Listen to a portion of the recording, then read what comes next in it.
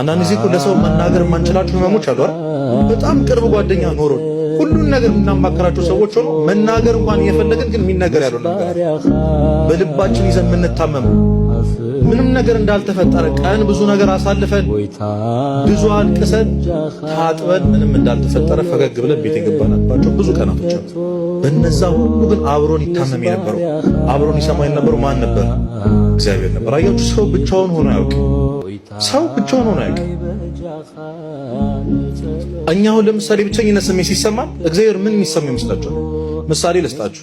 በጣም የምትወዱት ታናሽ ወንድማችሁ ሊሆን ይችላል ወይ ልጃችሁ፣ ብቻ ብዙ ነገር ያረጋችሁለት ልትሞቱለት የምትዘጋጁት በጣም የምንወደው ሰው የሆነ ሰው አለ አይደል? ህይወታችን ላይ ሁላችን ቫልዩ የምናደርገው ሰው አለ። አብረነው ከጎኑ ለመሆን የምንጠራው ሰው። ያ ሰው ድንገት ሌላ ሰው ጋር ሄዶ እኔ እኮ ብቸኛ ነኝ እንደው ማንም የለኝም ሲል ብትሰሙት ትንሽ ቅር አይላችሁ? እኔስ አትሉም ወይ? ይከፋል አይደል?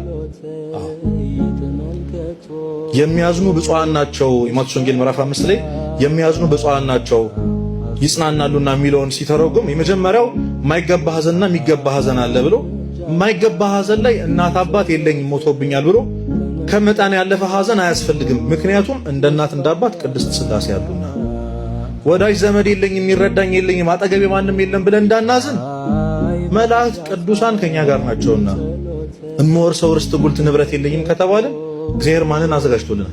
መንግስተ ሰማያትን አዘጋጅቶልናል። ስለዚህ በየትኛውም መንገድ ሰው ብቸኛ ነኝ የሚረዳኝ ሰው የለም የማወራው ሰው የለም ብሎ ማዘን አይችልም። ምክንያቱም ማን ስላለ? እግዚአብሔር ስላለ።